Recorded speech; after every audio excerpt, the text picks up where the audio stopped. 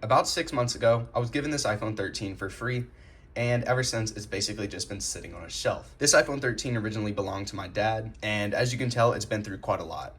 Now what happened to the back is he left it on top of his car, drove off, it fell off, and was unfortunately run over by a truck. The OtterBox Defender Series case wasn't able to do much against cracking the back, but fortunately the phone continued to work and he kept using it for a couple of months. Then, unfortunately, he did drop it into the river, which ended up basically killing the screen and forcing him to upgrade. When I got my iPhone 16 Pro Max, I ended up giving him my old phone, which was my iPhone 14 Pro, as he kind of needed a little upgrade. As for a couple weeks after this phone broke, he was using my old iPhone XS. Anyways, here we are 6 months later. The phone is mine now, and I've had plans to fix it ever since I got it. I'm just now getting around to it, as in my most recent iPhone lot purchase, I received a blue iPhone 13.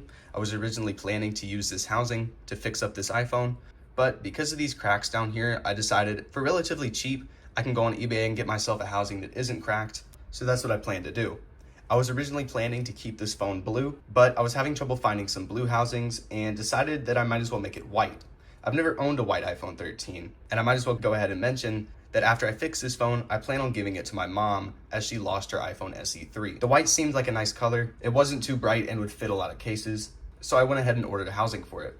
Today that housing showed up, and unfortunately I was sent a pink one. It's not very unfortunate actually, the color isn't too bad.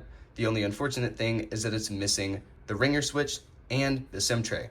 I didn't expect it to come with a SIM tray, but the ringer switch is one thing I was expecting to be in here, but I'll figure out an alternative for that later in the video. Anyways, what I'm gonna be doing in this video is converting this blue iPhone 13 into a pink one, finally fixing up this beat up and shattered housing, and then as the OLED on this iPhone 13 is completely green washed from being dropped in the river, I'll be replacing the display with this display that I got on an iPhone 13 I got in my most recent phone lot. Go check out that video if you haven't already, link in the top right. The display on this iPhone 13 has very minimal scratches and just 2 little cracks down at the bottom, so I decided I might as well save myself $80 and reuse it. Anyways, I've been wanting to do this for a long time, so instead of waiting anymore, let's just get started.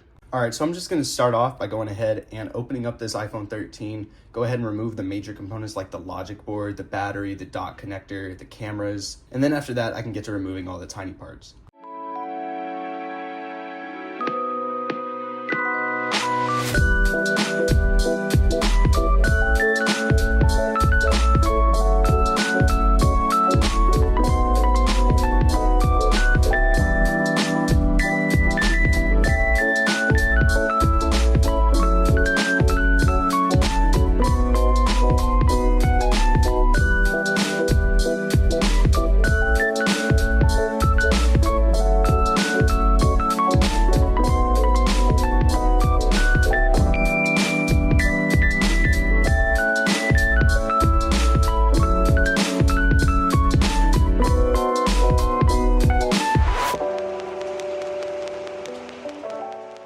So I've gone ahead and removed all of the larger parts from the iPhone 13. What's left are all the antennas, the charging port, stuff like the display brackets, etc. As you can see, this pink housing has absolutely nothing, meaning I'll also need to transfer over the wireless charging coil, which I had to do while restoring my other iPhone 13. It'll suck, but it'll be doable. Anyways, next, I'm just gonna go ahead and remove the easy stuff like the antennas and dot connector, and I'll get to that wireless charging coil last. A few minutes later. All right, I just went ahead and got the charging port out. Unfortunately, I forgot to hit record, which kind of sucks, but now I've got it out. The rest of the stuff in here are just little teeny tiny antennas and brackets and stuff that I'm just gonna go ahead and remove off camera, as it's gonna take me a little while and it's gonna be kind of boring to watch. That includes this wireless charging coil, as it's not gonna be very easy to remove, but I'll get back to you guys once I've actually finished removing everything from this phone's housing. 80 minutes later. Okay, so it's now actually been about an hour, and at this point I have now gotten the wireless charging assembly into the pink iPhone 13 frame, along with the MagSafe arrangement, which was an absolute nightmare to get looking right. And I went ahead and put in the dot connector and some of the antennas up at the top. I also had to take a microphone cable from another iPhone 13 housing, as I damaged the one that was in the blue one when I was taking it out. Anyway, now it's time to go ahead and actually put the rest of the stuff back into the phone, and then I can wrap this video up.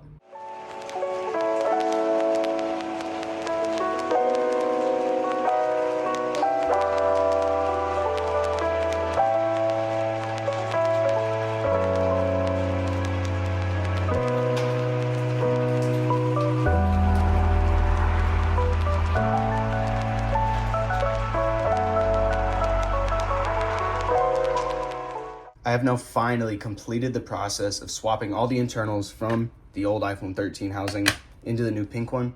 The only thing left to do is get the new screen onto it off of this red iPhone 13 that is unfortunately iCloud locked. Now, one thing I did want to mention real quick, my solution for the ringer switch was just simply taking one from a midnight phone.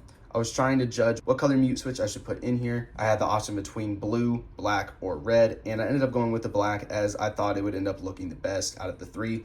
None of the three would end up looking amazing, but in my opinion, the black is definitely bearable. It's going to be in a case anyway, so it's not going to be that noticeable. Anyways, I'm tired. I'm ready to get this over with. I'm going to go ahead and get the screen off of here, put it onto here, and go ahead and finish up this iPhone 13 restoration.